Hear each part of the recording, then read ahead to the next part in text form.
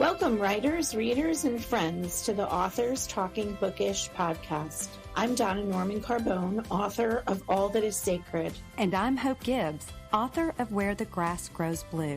We're two debut writers traditionally published by a small publishing house, bringing to you all the experiences that we as authors learn the hard way, so you don't have to. We'll give you insights from the inception of a book idea to publication and beyond.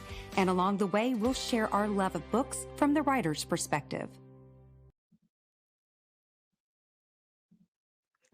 Welcome back, friends. This is episode 20, and we're coming to you from 3 different time zones to interview a very good friend of ours and author. Her name is Jill Hannah Anderson. I'm Donna Carbone, and I am joined by Hope Gibbs. Hi, Hope. How are you? I'm great, Donna. How are you? Good. I'm doing well. Well, this is a very exciting episode for us because Donna and I have come cross paths with Jill for about 2 years now, and she has been a huge supporter of both of our debut novels. And we're here to talk about not just her latest book that came out last month, but her other 3 novels that you and I have both read. So without further ado, I am going to add to the screen Jill Hannah Anderson. Hi, Jill. Hi, Jill. Hi, Hope and Donna. Thank you for having me here. Oh, we're excited for you to be here. So before we get started, Jill, I just want to give everyone, just a little background about who you are. So Jill lives in Minnesota and on the lake with her husband, and they enjoy visits from their adult children and their many grandchildren. She is the author of A Life Unraveled, A Crazy Little Town Called Love, and the To Hell and Back Club. Her latest book, Closer to Home, was released back in March. She is a member of the WFWA, which is the Women's Fiction Writers Association. And when she's not writing or reading, she enjoys the outdoors, curling, and time with her friends and family. She is also an active member of her local Lions Club. Wow. You just had your 4th book release, Closer to Home, which I read and absolutely loved. And I would love for our listeners to hear a little synopsis of this wonderful book. Closer to Home is Jolene Moore's story, and she's a woman in her late 20s who always looked for a place to call home. She lost her parents in a car accident when she was 7, spent a few years in foster care, was adopted by an older woman named Unity. And Unity gave her a home and love until right before the story actually starts, Unity ends up passing away from dementia. And so everything in Jolie's life has fallen apart. She finally found her stability. She found her love. She found her home. And then she loses Unity. And then she witnesses her kind of sort of boyfriend's murder and realizes the men are looking for something, but she doesn't know what the something is, and that they have a pretty good idea that she saw them. So she has to stow away. And in her head, she thinks it's temporary. She wants to get back home to the place that's safe and comfortable and familiar. And she can't. She can't because the men are looking for her, and she has to make her own way in this small Minnesota town. She starts out in rural Missouri, and the story takes place in 1977. So it's obviously a simpler time. There's no such thing as social media. And Jolie is resilient, though. She's resilient, and she ends up having to decide which place is actually home to her. I just loved the community that you created. And I'm wondering how much of that was research and how much of that is something that you actually experienced. It's funny, and you both know, as authors, these characters come to us and we don't know where they came from. Right. like, for example, Mo in the story.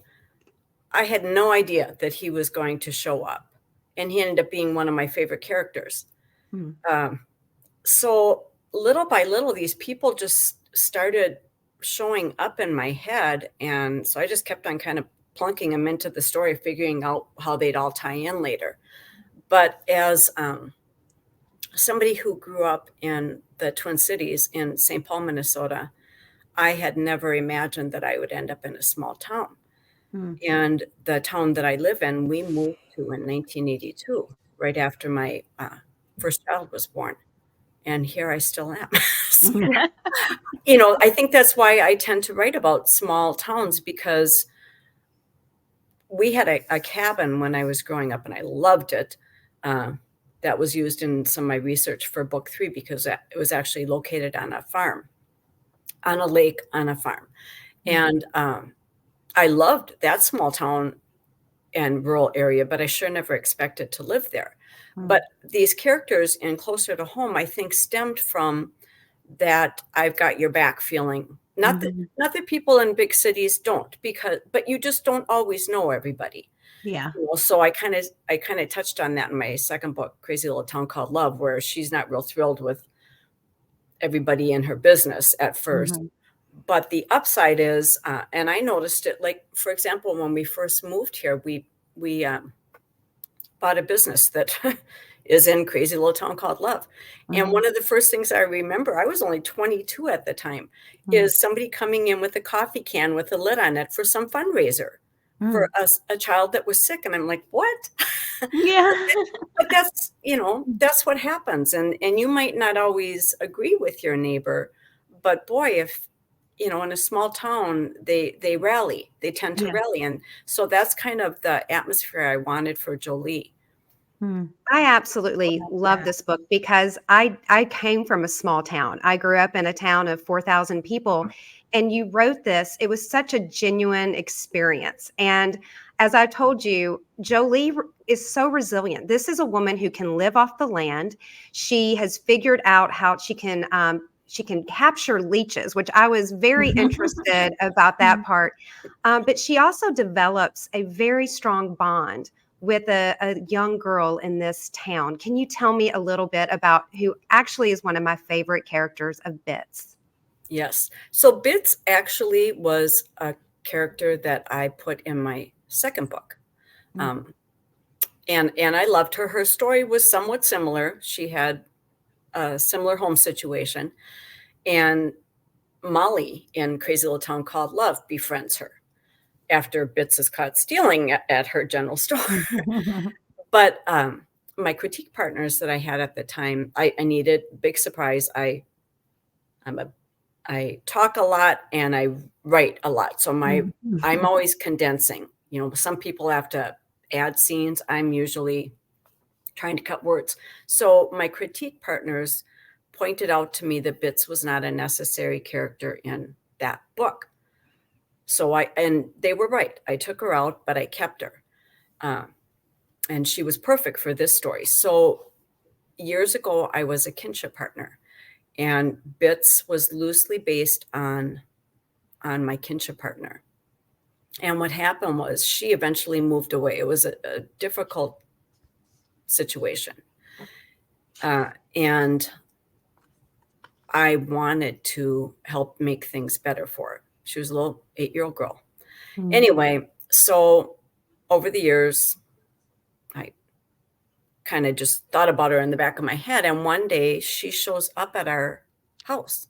Oh, She found me. And what's amazing about it is, like I said, she was 7, 8, 9 years old when we were kinship partners. And we lived on a private road in the middle of nowhere. Anyway, so when she came back into my life was when I thought I really need to have a character. So yeah, Bits was based on her, and she fit perfect. wow. That's a great story. I love that. We have something here called Big Brothers and Big Sisters, which I think might be the same, which is such a great organization. Yes. Yeah. Yes. I'm curious about how long it took you to write this book. You and I were on almost parallel paths. in terms of publishing. We kept reaching out to one another, like, did you reach this step yet? How long did it take you to write this? It took me a little over a year to write it. And I only remember that because I did NaNoWriMo in 2020. That's the only time I've done it. And it was after thinking about this idea for Yeah. a few months, but not actually doing anything with it. So I actually got my button share November 1st, 2020. And 12 days later, in our local newspaper was an article about some of the local veterans and their old pictures. And I had just started thinking about, gosh, this is 1977, which is the year I graduated from high school. And I realized, well, gosh, some of these men in here probably would have served in Vietnam. And I had an idea of what one of the characters would look like. I see a picture of the man in my head in our local newspaper, and he became Franklin. So I started November 1st, 2020, and I would say I was pretty much done. My goal was to finish by the end of 2021, and I was done. I didn't do anything with it because that was also right around the time I had my final edits for A Life Unraveled, because that came out March 2022. Yeah. So I actually didn't sign the contract for Closer to Home until I talked to the publisher about it in March. She accepted it, but she dated the contract May 1st, 2022. So my first book took forever to write, because you're not on a contract or deadline. And plus you have 20 other things going on. My second book was quick because I somewhat lived that. I didn't have a lot of research needed for Crazy Little Town Called Love. Yeah. A Life Unraveled was my most difficult book to write and research. And Closer to Home was fairly easy. I loved writing it, and I loved those characters. Yeah. Yeah, I So love much- how you mentioned the veterans, because you have 3 prominent Vietnam veterans in this story. Can you tell us about the other 2 characters? Because it wasn't just Franklin. Correct. So the very short-lived boyfriend, Mac, that is killed in the first chapter, also is suffering repercussions of the after effects of serving in Vietnam. But that's not really discussed or touched on, and he and Jolie never really discuss it. She sees, some of his issues and that he's self-medicating, but she's willing to put up with it because, again, it goes back to she just wants her comforts of everything familiar. And so he's one of the other characters, the third, and then there's Franklin, the main character. Then there's Mo, who is a Vietnam veteran that was there just for a few months and ended up becoming paralyzed. And he, again, was not a character I planned on writing. He's named after the Vietnam veteran that helped me with my research is named Ken Mo. So that's where I got his name.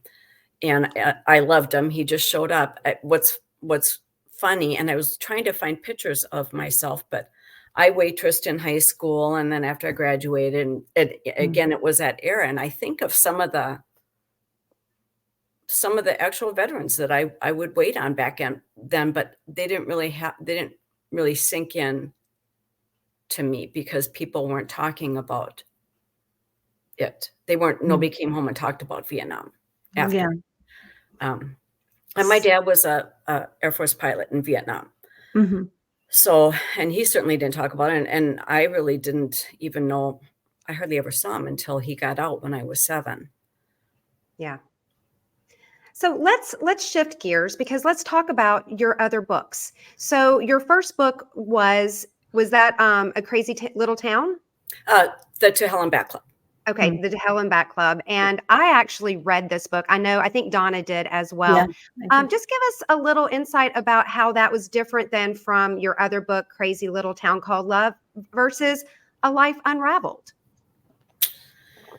So the first book, and you know how when you start out, you think, well, I'm just going to try and tackle this one book. And I really didn't have any ideas of doing another book because that first one is so daunting, as you know, it kind of takes over your life.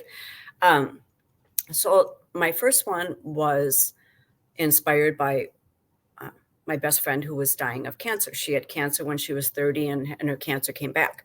And she had a lot of health issues in between. So I had been writing for a women's magazine. I was working full time, bartending part time. You know, it was a lot going on, but I got the confidence to possibly write a book after writing for this women's magazine for several years.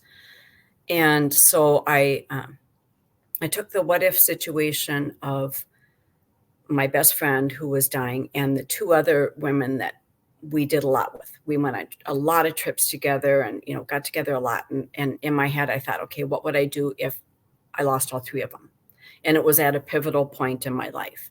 So that was the inspiration for that first book. And actually, I did not come up with the Hell Club. In the first few drafts, it was just the story. The club was not even a part of it.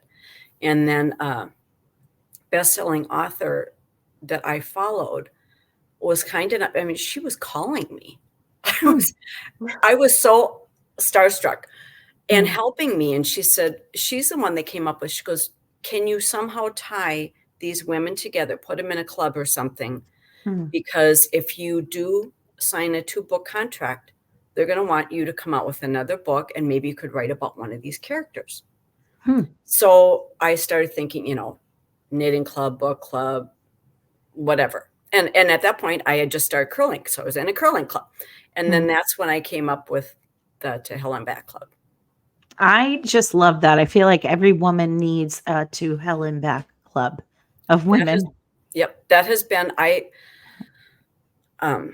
right after it came out, TV station from the Twin Cities came to our tiny little town and ended up interviewing me. And because of that, I had book clubs from all over Minnesota ask me to meet with them. Yeah, it was huge, very helpful. And that helped spread the word to obviously other states because I certainly didn't do any ads, nothing. And the number one thing that I was asked from women in other states was, where was the chapter for the club by them? They thought it was a real club. And then they, you know, were looking for something like that. And I said, it's a great idea, but you got to find your own Hell Club. Yeah. Yeah. So and how did you publish I'm sorry. Hope. No, go How ahead. did you publish those first 2 books? Were those self-published or No, published by they were with a different small publisher. And I okay. had signed a 2-book contract with them, Mhm. which really lit a fire because they wanted the second book out, you know, the following year. I was still working full time. I did quit writing for the women's magazine.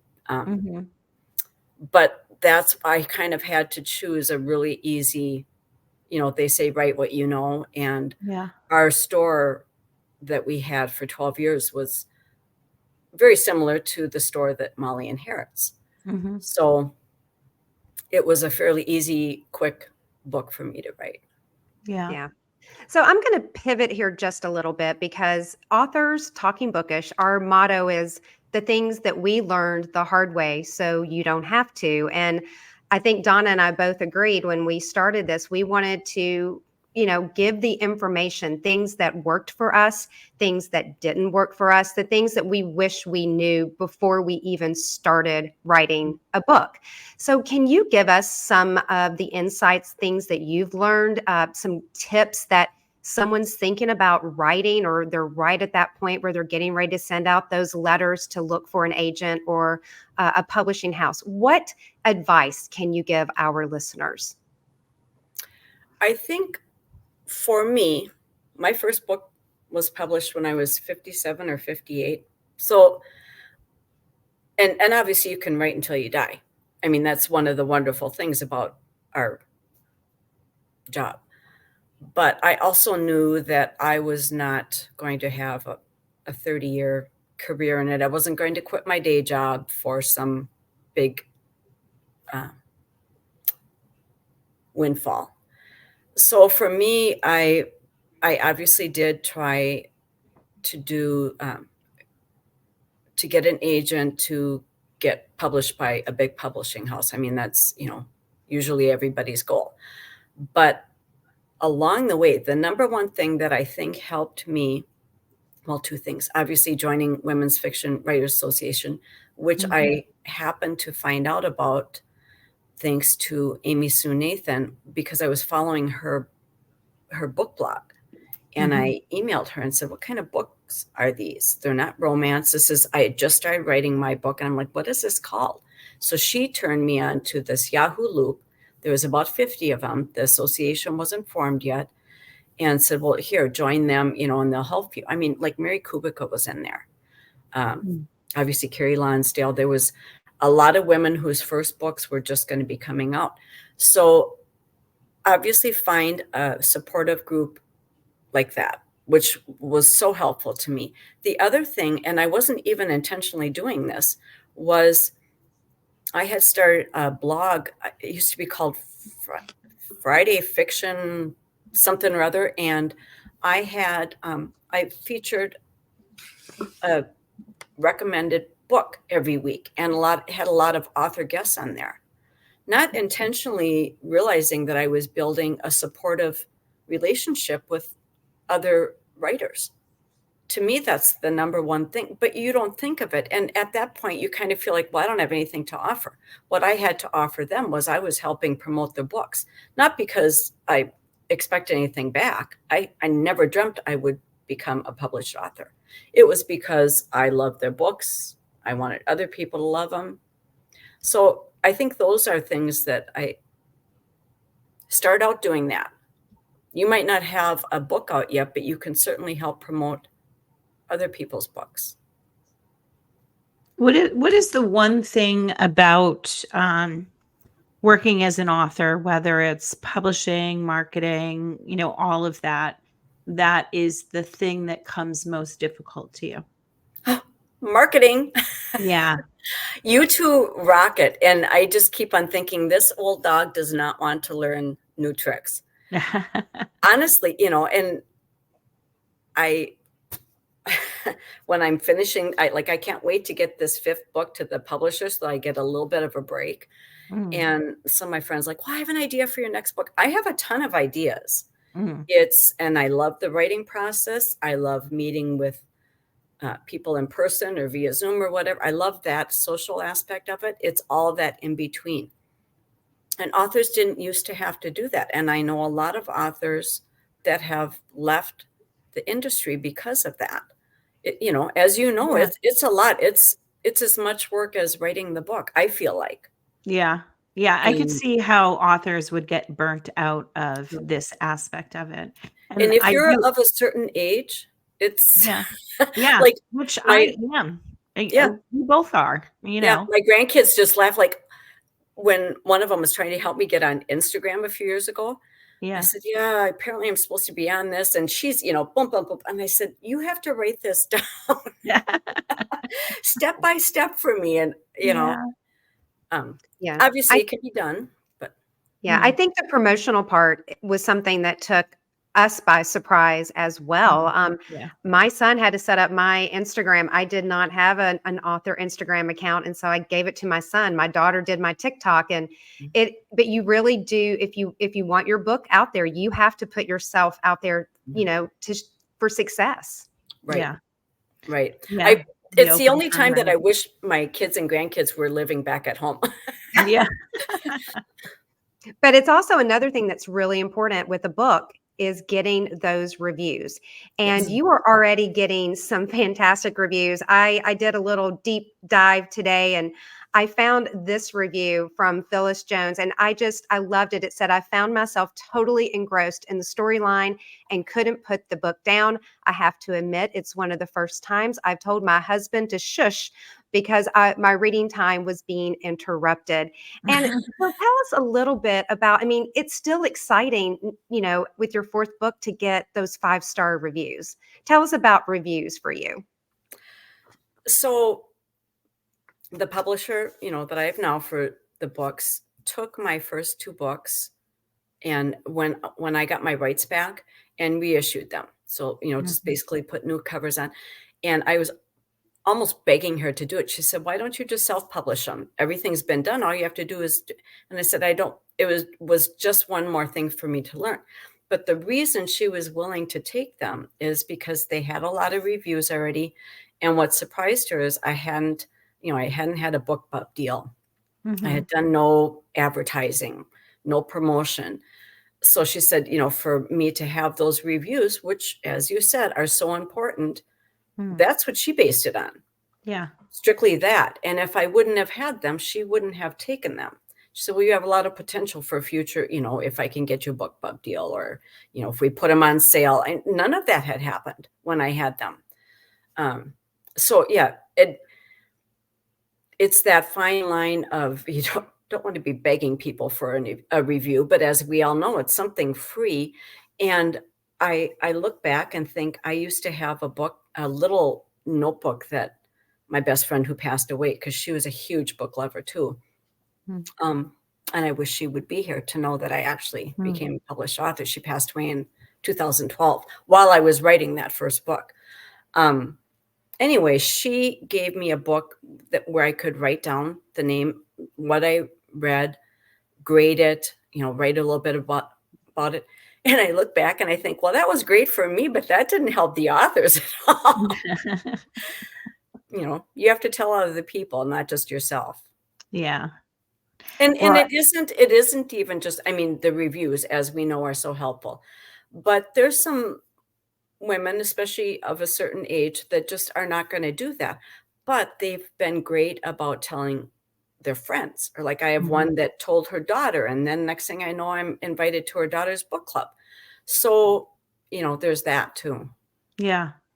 We actually just got a question from a viewer, so maybe we can address it here. What is your program like when you go to a book club or go to a library? What are the things that you talk about?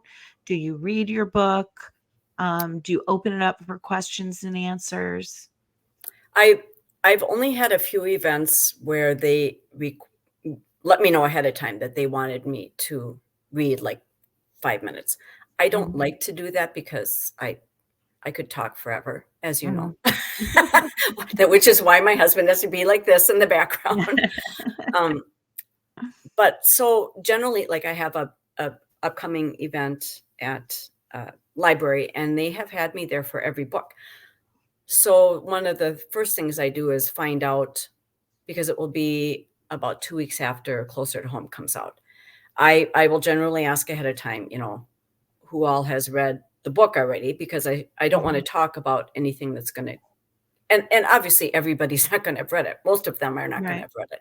And then I'll ask, who read my other books. And I usually talk about the research that went into whatever book I'm focusing on at the time.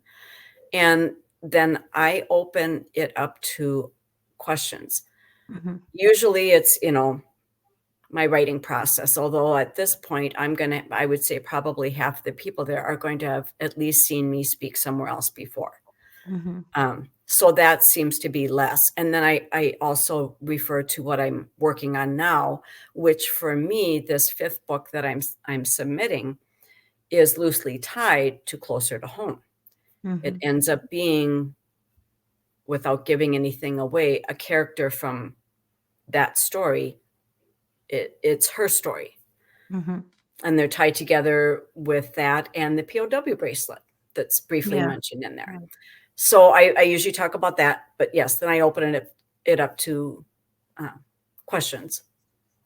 I love those let me just say quick. I love those POW bracelets. They remind me of my childhood. We had several. Yes. And I'm sure you saw on my social media how it came to be. And I wasn't going to write another book. I just was like, I need a break. And then I fought that for probably 6 months. And then when I kept on meeting with him, I thought, how can I not tell some of his story? I mean, there were so few of them that survived. I think 600, which is nothing. And most of them were older because they were officers. The rest of them they killed. Yeah. So I'm like, I have to tell his story. Well, Jill, we could talk to you all day. Unfortunately, we've actually gone over. You have been a delightful author to spend your time with us and sharing your insights with our audience. And I know that everyone is going to want to, keep in touch with you and follow you. Where can they find you on social media, your website? If the information that I keep updated most is on my author Facebook page under Jill Hannah Anderson. I am on Instagram. I don't put quite as much information on there. And then, of course, my website is just updated occasionally. But I would say the number one place to get updated book news is my author Facebook page. Jill, thank you so much for joining us today. Thank you both so much. This was a lot of fun. And I hope our readers read all of your books because they're all fantastic. Thank you so much. And Donna, real quick, what is our next episode? Our next episode is editing and revision, making a plan of attack. And you can find us at www.authorstalkingbookish.com and follow us on Instagram with the same name. Well, thank you, everyone. Thank you, everyone. Thank you, Jill. Thank you so much. Thank you for joining us today. I'm Hope Gibbs. And I'm Donna Norman Carbone. It's time for you to get to work. We look forward to seeing you in 2 weeks with another tip from your author friends.